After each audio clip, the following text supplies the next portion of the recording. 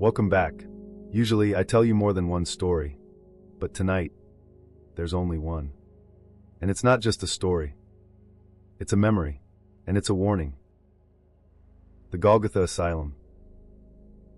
If you grew up anywhere near the northern counties, you've heard the name whispered, maybe joked about at campfires, maybe dared among drunk friends to go take a peek. But I went, and I came back. At least, most of me did. I'll start at the beginning. It was early fall years ago, the kind of afternoon where the sun looks pale, already tired, even though it's only 3 in the afternoon. I was with 2 friends. Gerard, the skeptic. He thought the whole thing was hilarious, that we'd waste an evening chasing ghost stories. He was tall, brash, the kind of guy who filled silence with bad jokes. And Mara. She was quieter, carried her camera everywhere. She didn't say much, but you could tell she believed in things that Gerard never would. The 3 of us had been talking about Golgotha for weeks. Built in the 1920s, shut down in the late 70s, supposedly because of budget cuts. But everyone local knew there was more to it. Patients had gone missing, nurses too, and there were whispers of experiments. Not medical trials, no. Things done in the basement wings. The kind of things no one would ever admit on record. By 1978, the doors were locked, and they were never reopened, but the walls still stand. We parked half a mile away, where the road ended. The rest of the walk was on foot, down a cracked asphalt drive swallowed by weeds. And then we saw it. The asylum. Imagine 3 stories of gray stone, windows either broken or boarded, ivy gripping the outer walls like veins. Above the front entrance was a stone carving of a cross, ironic, considering how little mercy those halls ever saw. The sign was still there too, rusted, hanging by one chain. It read, Golgotha State Hospital for the Mentally Ill closed. I didn't want to be the first to move, but Gerard laughed, grabbed the gate, and shoved. The shriek of rusted metal rang out into the still air. And for a second, it felt like the building itself exhaled. We stepped inside, and it was colder, much colder. The entrance lobby was vast, with tiled floors that had cracked into spiderwebs, old wheelchairs overturned. A desk with a rotary phone cord snapped. The air was thick, like stepping into a damp basement. Mara raised her camera and snapped a picture. The flash was blinding in the dark, and for half a second, I thought I saw a face at the end of the hall. But when my eyes adjusted, there was nothing. Just shadow. That was just the beginning. We moved deeper. The hallways stretched in both directions, endless, like veins carved into the stone. Peeling paint hung from the walls in curled strips, like shed skin. Names had been scratched into the plaster. Some old, some new. I remember one word written over and over. Let me out. Let me out. Gerard laughed again, his voice bouncing down the corridor. Creepy wallpaper, he said. That's all this is.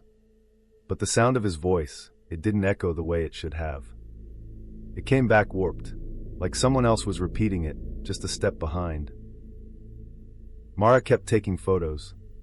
Most were empty frames of dust and rot, but when she showed me one, I froze.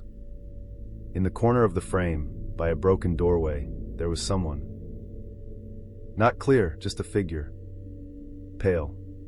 And they were looking right at us. I wanted to believe it was dust in the flash. A trick of light. But Mara didn't say a word. She just lowered her camera and kept walking. We entered the first ward. Rows of patient rooms, most with rusted beds still bolted to the floor. Some rooms had walls padded in torn fabric, yellowed and rotting. Others had metal rings still fixed into the concrete, where restraints had once been tied. And then the smell hit us. Like rust, like old iron. But underneath it was something sour. I thought maybe an animal had died in there, but the deeper we went, the more I realized it wasn't just one room.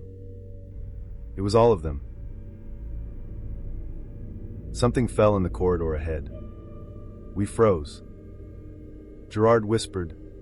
Probably a rat. But no rat makes that kind of sound. It was heavy, like a person stumbling. Mara aimed her flashlight down the hall. It barely cut through the dark. And for a second, I thought I saw a shadow move across the beam. Then it was gone. Gerard forced a laugh, but his voice cracked this time. We kept going. One of the rooms drew me in. The bed was still upright, sheets molded into stiff shapes. Beside it was a small table, and on it, a cracked mirror. When I leaned close, my reflection wavered. And then, there was another face. Not mine. It was behind me. I spun around, but the room was empty. The only sound was Mara's camera clicking again. When she checked that photo. It was black. Completely black. I didn't want to admit it yet. But something was with us. The ward opened up into what must have been a common lounge. Faded chairs were scattered around, their cushions ripped open and stuffing spilled like entrails.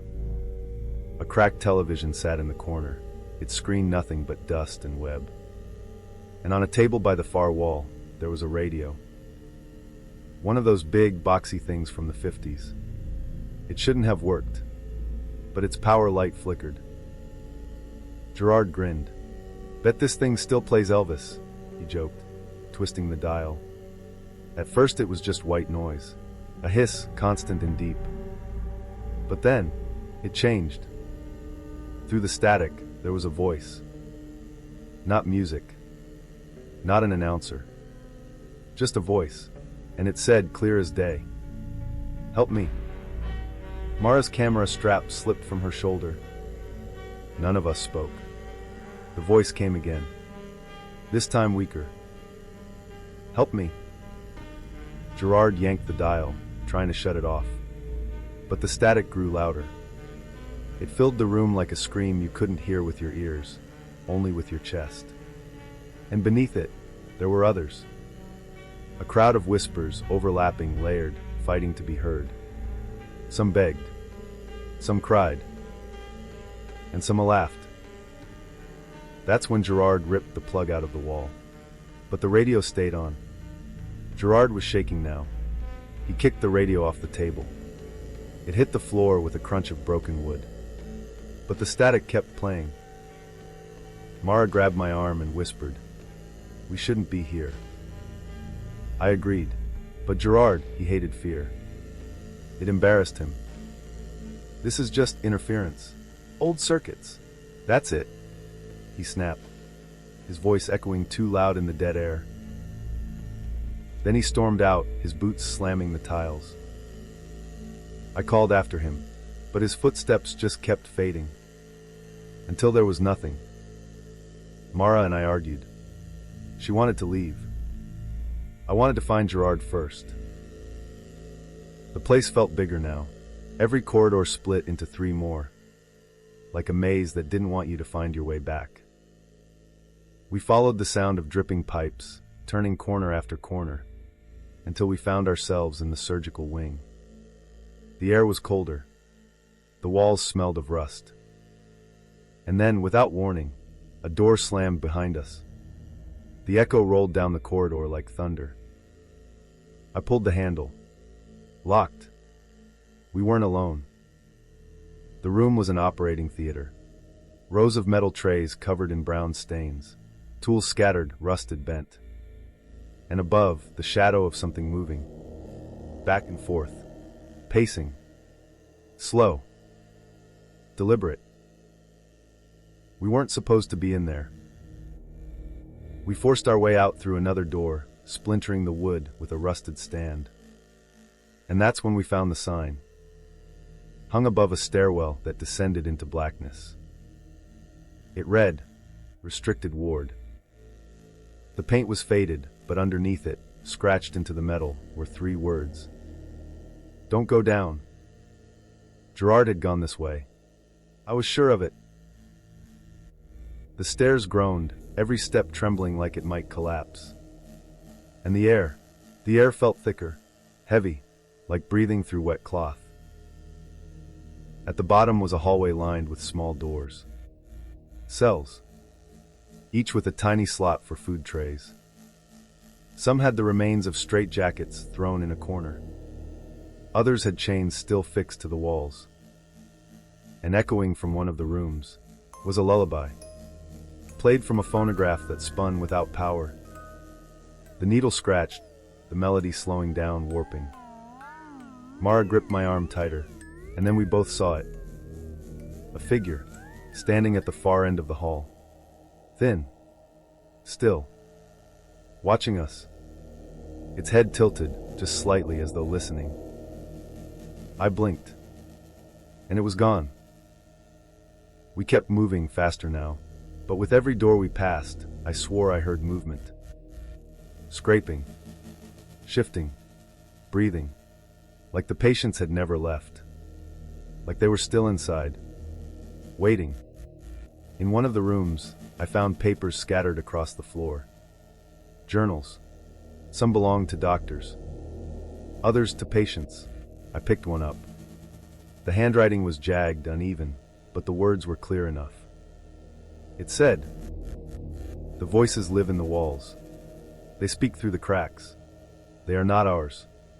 They are theirs." I flipped to the next page. They promise salvation, but all they want is out. They reach through the plaster.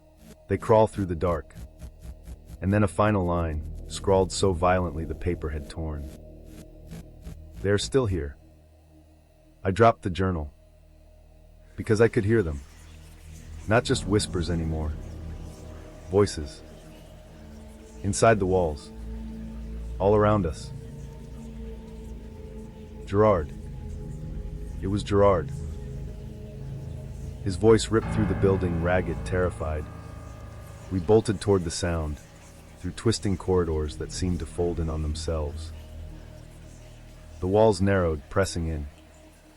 The whispers grew louder, overlapping until they were deafening. And still, I could hear Gerard screaming, begging, until the sound just stopped. That's when I knew. We weren't leaving the same way we came in. The halls kept going. No matter which way I turned, the doors led somewhere I hadn't seen before. It was like the asylum was rearranging itself. I could feel it watching me. Gerard's screams were fading behind me. I called his name, but my voice sounded wrong. Too hollow. It bounced back at me in a tone that wasn't mine. Mara grabbed my arm. "We have to go," she whispered. I nodded, but every step I took felt heavier. The tiles under my boots weren't solid. They were soft, almost like the floor was breathing. And then I saw it, a shadow, slipping just beyond the flashlight's reach. It wasn't running. It wasn't walking. It was gliding, slowly, always staying just ahead. I tried to move faster, but my legs felt like they were stuck in water. I reached for Mara, but she was already ahead. I could hear her breathing, quick and shallow, and then silence. I turned a corner, and the hallway ended. A wall where there shouldn't have been one. And behind me a whisper. My name. I ran. Somewhere in the back of the asylum, behind a false wall in the boiler room, I found stairs. Spiral stairs, descending into darkness so thick I could feel it pressing against my skin. The air down there smelled wrong. Mold and rust and something sharper, metallic. It made my stomach turn. At the bottom were rooms, tiny rooms, padded cells, restraints still bolted to the floor. Toys too small for adults, covered in dried stains. The walls had scratches, hundreds of them. Marks made by someone, or something, desperate to escape. Then I found the last room. Its floor was water, black as night, perfectly still. My flashlight didn't touch it. The beam sank straight in, swallowed. I leaned closer, and I swear I saw hands moving beneath the surface. Pale hands reaching, trying to grab me. I turned and ran back up the stairs, heart hammering. Something followed. I could hear it breathing in the dark. Heavy, wet, patient. In what must have been the director's office, I found his journals. The writing started normal, clinical, but then it turned twisted. Pain makes them sing. The voices are clearer in the dark. Sacrifice brings balance. Pages filled with names. Patients, staff, people who had disappeared after entering the asylum. And then names I recognized. Gerard.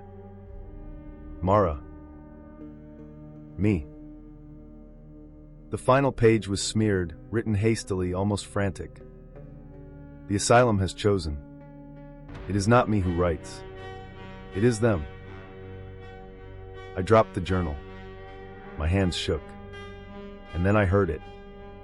Not from the floor, not from the walls, but from inside me.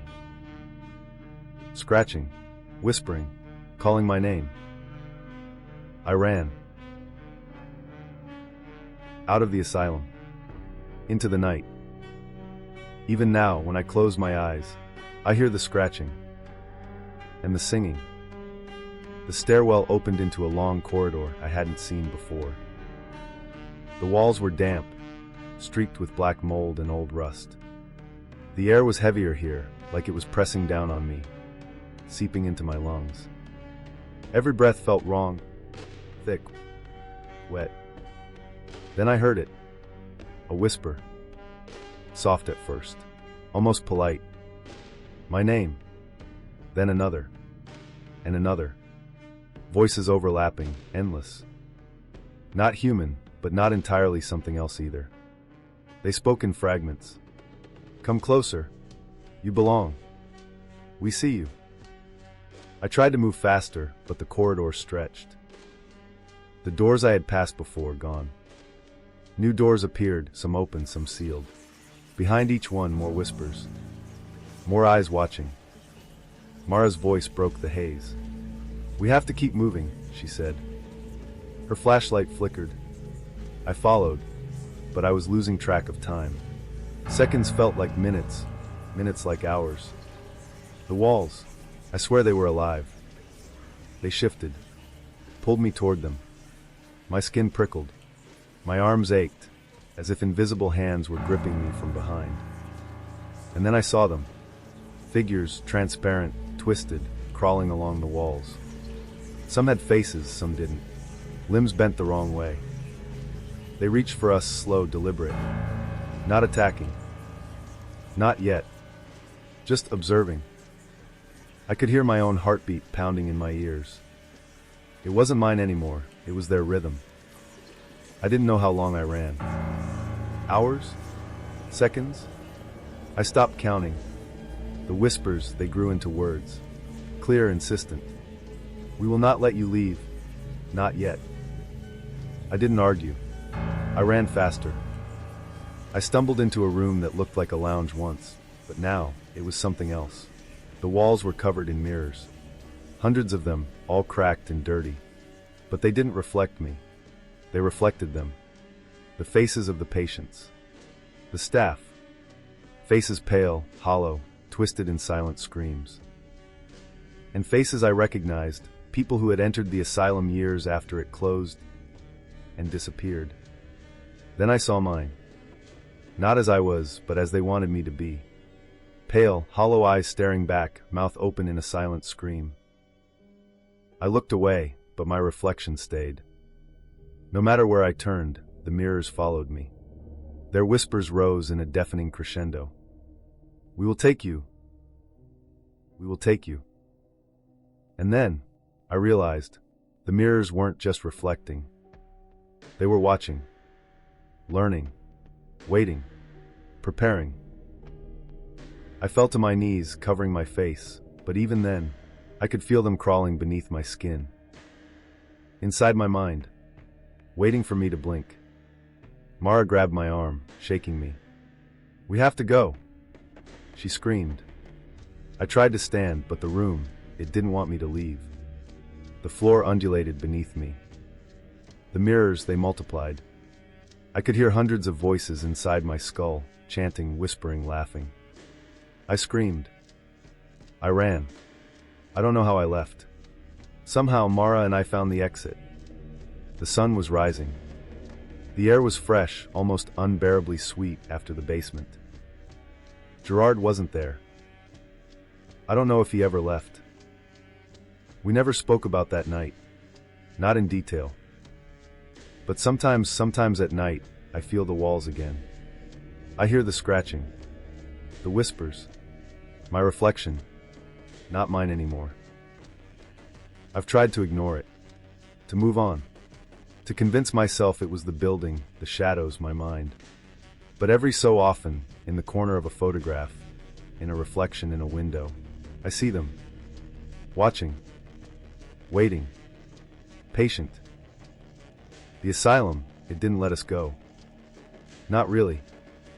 And I know one day it will come for me again. Because some places don't just stay behind. They follow. And some voices never stop calling. If you made it this far, if you survived the story of Golgotha Asylum, I have to ask, if you want more stories like this, if you want to wander further into the shadows, make sure you subscribe. Because some doors you only open once.